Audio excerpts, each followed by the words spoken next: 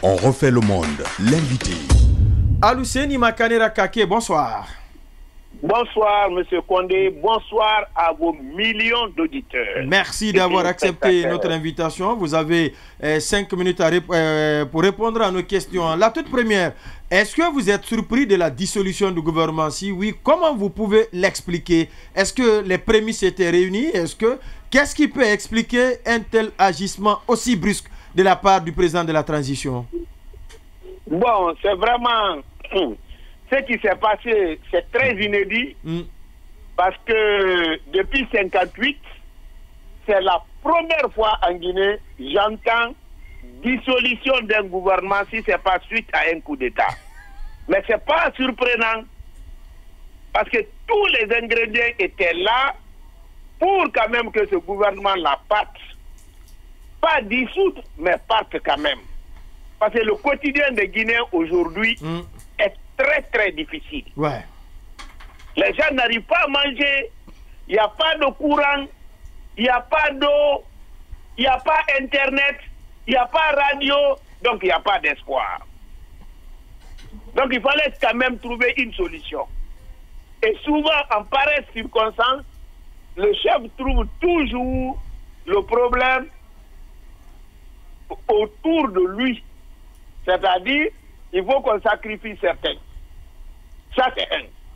Deuxièmement, la cacophonie qui était au sein du gouvernement avait fini par emballer toutes les structures de l'administration publique. Troisième élément, et pas le moindre. Lequel? Dès le départ, le président de la transition nous a dit que la justice doit être la boussole. Donc c'était la pierre angulaire de la politique du CNRD. Ouais. Et depuis 2 ans, malin celui qui peut me ressortir un seul point positif. Si ce n'est pas le fait que le fonctionnement de la justice a fini par broyer tout ce qui est gestion budgétaire et contrôle budgétaire. Quand vous regardez le nombre d'injonctions, le nombre de cadres qui ont été poursuivis, vous vous rendez compte que l'inspection générale des finances, l'inspection d'État, le contrôle interne, la Cour des comptes en passant par le CNT qui représente l'Assemblée nationale aujourd'hui, ont été tous neutralisés par les injonctions. Parce qu'en réalité, la dernière étape pour un fonctionnaire qui est contrôlé, c'est la justice. Mais si on commence par la justice, c'est que même le ministère des Finances n'existe plus. Parce que l'une des missions importantes du ministère des Finances, c'est le contrôle. Et tellement le contrôle est important, on n'a pas laissé seulement au ministre des Finances, on a envoyé chez le président de la République. Mais si tout ceci-là sont circuités, sur quoi maintenant le gouvernement va travailler? Si le gouvernement n'a même pas la maîtrise de son budget et le contrôle de son budget. D'accord. L'autre pan, c'est les mesures conservatoires annoncées à la suite du décret de dissolution. Comment vous les trouvez? Est-ce qu'elles ne sont pas excessives? Quelle appréciation vous faites de ces décisions prises, cette fois pas par le président, mais plutôt par le CNRD lui-même? Bon, vous savez, c'est une décision que, en tant que démocrate, je ne partage pas. Moi, la punition collective, je n'ai jamais accepté cela. Quoi qu'il arrive, quoi qu'on dise, même si on dit qu'ils sont tous mauvais, mais il peut y avoir une exception. Moi, j'aurais voulu à ce qu'on inspecte ceux qui ont des problèmes qu'ils soient poursuivis. Mais la manière qu'on a dit, vous rendez le véhicule sans délai, pas de les comptes gelés, tout ça là, moi je pense que c'est une manière aussi d'humilier les collaborateurs. Mais je peux comprendre aussi, hein, parce que Dieu a dit l'injustice se paie par l'injustice et il se voit sur les deux. Vous avez poursuivi les gens à tort, ou bien vous avez laissé poursuivre, ou bien vous avez applaudi. Maintenant, l'injonction s'est rencontrée avec dissolution. Et finalement, l'injonction aussi est injonctée. Alors, moi, ma question, c'est de savoir Est-ce que, monsieur le ministre, d'abord, il va falloir que vous nous confirmiez que vous êtes toujours dans le navire RPZ. Et si c'est le cas, est-ce que vous recommandez au président, cette fois-ci, de ne pas composer le gouvernement sans en discuter avec vous, les partis politiques? Est-ce que vous proposeriez aussi l'éventualité d'un gouvernement d'union nationale? Franchement, je confirme, je persiste et je signe. Je suis membre de l'Alliance RPG Arc-en-Ciel. Je ne suis pas RPG Arc-en-Ciel, mais je suis membre de l'Alliance RPG Arc-en-Ciel. Moi, vraiment, vous savez, ouvrir aux partis politiques n'est pas ouvrir aux partis politiques. Moi, ce n'est pas ce qui est important pour moi. Ce qui est important pour moi, c'est le contenu de cette transition. Il faudrait que le président du CNRD arrive à comprendre que pour gérer un État, il a besoin de tous les Guinéens. Il a besoin d'un consensus pour une transition apaisée. Mais pour produire les résultats, il a besoin des hommes expérimentés, des hommes qui connaissent ce qu'ils font. Parce qu'on peut aimer, on peut vouloir, mais il y a toujours un décalage entre le vouloir et le pouvoir. C'est pourquoi on dit que l'enfer est pavé de beaucoup de bonnes intentions. Si cette fois-ci, il pouvait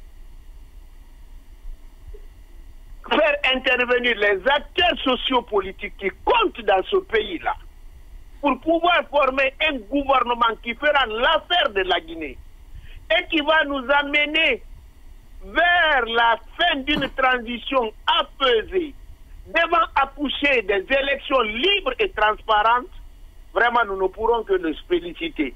Il appelle ce gouvernement le gouvernement d'union nationale ou n'importe quel autre gouvernement, mais que les lois de la République soient respectées, que personne ne soit poursuivi parce qu'on a regardé sa tête, et que si il doit être poursuivi, que les éléments constitutifs de poursuite soient là, vraiment moi je serai tranquille. D'accord, oui. La dernière question. Monsieur le ministre, vous semblez ramener le mal de l'ancien gouvernement à la justice.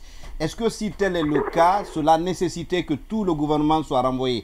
Est-ce qu'il ne fallait pas soigner le mal où il s'est posé? Non, je n'ai pas dit que c'est la justice seulement. Ah, vous en avez davantage parlé. Vous parlez de l'Internet, par la presse, par ceci. Je dis, mais pourquoi le cas de la justice est fondamental? Parce que c'était la boussole. Donc on a misé beaucoup d'espoir sur la justice. Sinon, j'ai parlé de la presse, j'ai parlé de l'électricité, j'ai parlé de tout ça. Cela ne relève pas uniquement de la justice. Maintenant, qu'est-ce qui, selon vous, a précipité cette dissolution? Est-ce que c'est parti de cette discorde entre le Premier ministre, l'ex-Premier ministre et son ex-ministre d'État de la Justice? Mais ça peut être quand même un élément déclencheur. C'est-à-dire la goutte d'eau qui a débordé le vase. Personne n'acceptera qu'au sommet de l'État qu'il y a une telle cacophonie. Si ça avait été un pays normal, pas comme chez nous, on n'aura même pas besoin que le gouvernement tombe par le fait d'un décret. Oui, mais monsieur le ministre, est-ce que... pas très souvent. Monsieur le Il y a ministre, des problèmes partout. Monsieur mais le la ministre, manière de traiter, quand même, diffère d'un pays à un autre. Oui, le Premier ministre écrit, on voit qu'il ne sait pas comment le gouvernement fonctionne. Le ministre répond, on voit que lui aussi, il ne sait même pas c'est quoi le rôle d'un ministre.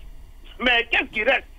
Si ni le Premier ministre, ni le ministre de la Justice ne savent comment un gouvernement fonctionne, mais pourquoi on va les maintenir? Oui, justement sur cette passe d'armes entre le ministre et le ministre de la Justice et le Premier ministre, est-ce qu'on ne peut pas dire que c'était quelque chose de provoqué pour justifier certainement la dissolution du gouvernement, parce que sous d'autres cieux ou avec d'autres régimes politiques, c'est soit il faut qu'il y ait qu'on constate un différend entre l'exécutif et le Parlement, ou qu'on constate le divorce entre le duel de l'exécutif. Mais pour ce cas précis, est-ce que ce n'est pas quelque chose de provoqué, de voulu, pour trouver le prétexte juste de la dissolution du gouvernement, alors que le problème peut se trouver tout ailleurs, parce qu'on apprend beaucoup de choses de différents entre beaucoup de ministres ou des gens même qui seraient considérés comme des têtes du coup d'État?